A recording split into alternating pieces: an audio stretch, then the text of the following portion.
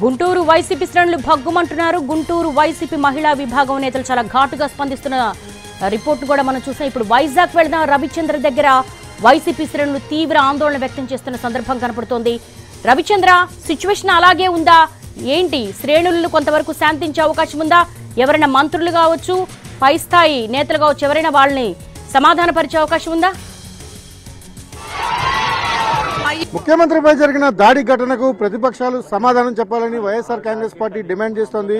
సంఘటన జరిగిన తర్వాత రాష్ట్ర వ్యాప్తంగా ఎక్కడికక్కడ వైఎస్ఆర్ కాంగ్రెస్ పార్టీ నాయకత్వం రోడ్లపైకి వస్తోంది. తమ నాయకుడిపై జరిగిన రాళ్ల దాడిని ఖండిస్తూ నిరసన ప్రదర్శనలు జరుగుతున్నాయి. ప్రస్తుతం విశాఖ నార్త్ కాన్స్టిట్యున్సీలో పెద్ద ఎత్తున నిరసన ప్రదర్శనలు, ఆందోళనలు కొనసాగుతున్న పరిస్థితి ఉంది. ప్రస్తుతం మన దగ్గర నార్త్ అభ్యర్థి కేకరాజు ఉన్నారు. సరే, ఈ రోజు ముఖ్యమంత్రి మీద జరిగిన దాడిని ఏ విధంగా చూడాల్సి ఉంటుంది? మీ డిమాండ్ ఏంటి? ఇది హేయమైన చర్య.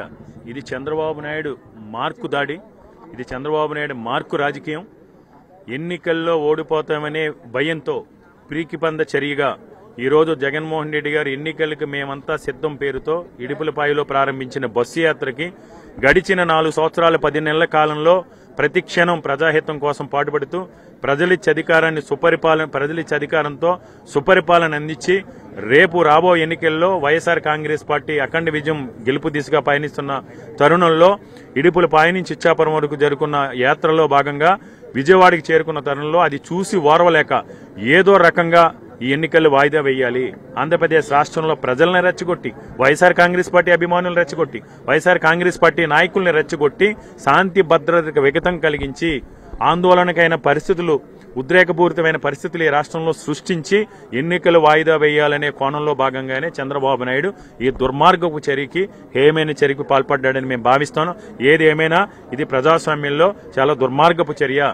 ఒక ముఖ్యమంత్రిని, ఒక ప్రజానాయకుడిని, అహర్నిశలో కూడా ప్రజల కోసం ప్రతి క్షణం ప్రజాహితం కోసం పాటుపడుతున్న నాయకుడిని ప్రజాస్వామ్యంలో న్యాయబద్ధంగా, చట్టబద్ధంగా ప్రజాక్షేత్రంలో ఎదుర్కొనే ధైర్యం లేక ఈ రోజు ఈ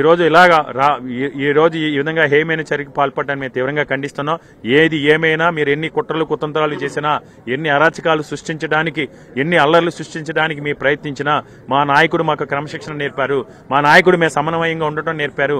మేము సమన్వయంతో శాంతియుతంగా, న్యాయబద్ధంగా ప్రజాస్వామ్యంలో ప్రజాక్షేత్రంలో మేము తేల్చుకుంటాం. మీ అందరికీ కూడా ప్రజలు చెంపపెట్టు లాంటి తీర్పు ఇవ్వబోతున్నారు. మీ వీపు విమానం మోతెక్కే లాంటి తీర్పు ప్రజలు ఇవ్వబోతున్నారు.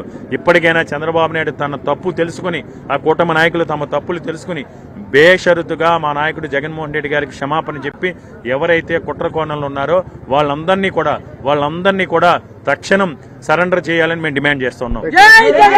మీరు చాలా ఎన్నికలు చూస్తారు. గతంలో ఎప్పుడు ఎన్నికల ప్రచారంలో ఉన్న ముఖ్య నాయకత్వం మీద రాళ్లదాడి లాంటి ఘటనలు జరగలేదు. ఈ ఘటన ఎట్లా చూడాల్సి ఉంటుంది?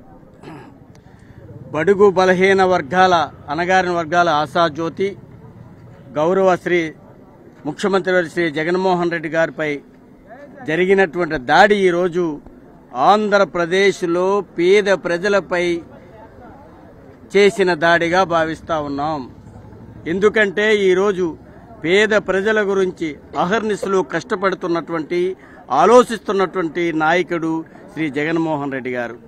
ఎందుకంటే ఈరోజు మూకుమ్మడిగా 3 పార్టీలు ఎంత కలిసినా, ఎల్లో మీడియాలో ఎంత ప్రదర్శించినా సరే, ప్రశ్నలు రాసినా సరే, ఎక్కడా కూడా పేద ప్రజల్లో నిజంగా గౌరవ శ్రీ జగన్మోహన్ రెడ్డి గారి మీద ఉన్నటువంటి అభిమానాన్ని వాళ్ళు చూరగం లేకపోయారు. కనుక ఏ విధంగా దెబ్బ కొడదాం, ఏ విధంగా ముఖ్యమంత్రి శ్రీ జగన్మోహన్ రెడ్డి గారిని దాడి చేసి ఆయన ప్రజల్లోకి రాకుండా చేద్దామని చెప్పేసి ఈరోజు వారు చేసిన దాడిగా మేము భావిస్తా ఉన్నాం. ఏది ఏమైనా పేద ప్రజలు జగన్మోహన్ రెడ్డి గారు వెంట ఉన్నారు, భగవంతుడు ఉన్నారు. భగవంతుడు, ప్రజలు ఉన్నంత కాలం ఈ మూకుమ్మడ దాడులు గాని, ఈ తాలూకా ఎల్లో మీడియా గాని, ఈ 3 పార్టీలు గాని ఏమీ చేయలేవు. వచ్చే రానున్న ఎన్నికల్లో ఈ తాలూకా ఏదైతే దాడిపై ఈ తాలూకా ప్రజా ఆగ్రహం వాళ్ళు చూరగొనపోతూ ఉన్నారు. ప్రజల జగన్మోహన్ రెడ్డి గారి పక్షాన ఉన్నారు. మీరు చూస్తారు వచ్చే ఎలక్షన్లో అది చంపపెట్టుగా ఈ పేద ప్రజలు మీపై దాడి చేస్తారని చెప్పేసి ఈ సందర్భంగా నేను చెప్తూ ఈ దాడిని మేము తీవ్రంగా ఖండిస్తా ఉన్నాము. మేడం, ఎట్లా చూడాల్సి ఉంటుంది? ముఖ్యమంత్రి ప్రజల ఆకాంక్షలకు తెలుస్తూ ఒకవైపు ఎన్నికల ప్రచారంలో ఉన్న సమయంలో జరిగిన దాడిని ఎలా చూస్తారు మీరు?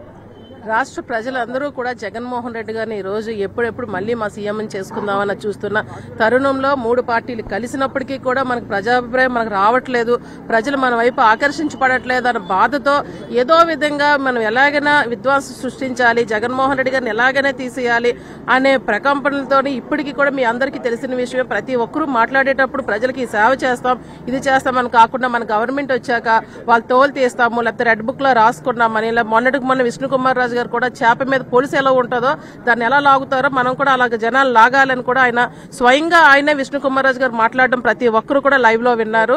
అంటే వచ్చిన తర్వాత చంపుతాం, నరుకుతాం, కొడతాం అనే ప్రతిపాదనలు తప్పించి ప్రజలకు మేలు చేస్తామని ఒక్క మాట కూడా చెప్పకుండా ఇలా చేస్తున్నప్పుడు ప్రజలు ఆకర్షించట్లేదని బాధతో భయంతో ఎలాగైనా మా నాయకుడిని కిందకి దించాలి లేకపోతే ఏదో చెయ్యాలని ఒక దుర్బుద్ధితో చేస్తున్నారు. ఒక కుట్రపూరిత ఆలోచనలతో ప్రతిపక్షాలన్నీ ముఖ్యమంత్రిని గానీ వైఎస్ఆర్ కాంగ్రెస్ పార్టీని కూడా టార్గెట్ చేస్తున్నాయి. అందులో భాగంగానే ఈ రోజు సీఎంపై దాడి జరిగిందనేది ప్రధానంగా వైఎస్ఆర్ కాంగ్రెస్ పార్టీ చేస్తున్న ఆరోపణ. ఇందుకు ప్రతిపక్షాలు సమాధానం చెప్పాలి. ముఖ్యంగా 3 పార్టీలు దాని మీద పూర్తి స్థాయిలో తమ వివరణ ఇవ్వాల్సిన అవసరం ఉంటుంది. రాష్ట్ర ప్రజల మీద, పేద ప్రజల మీద జరిగిన దాడిగా దీన్ని చూస్తామని కూడా వైఎస్ఆర్ కాంగ్రెస్ పార్టీ అంటోంది. Cameraman Suresh, Ravichandran TV, Visakhapatnam. ముఖ్యమంత్రి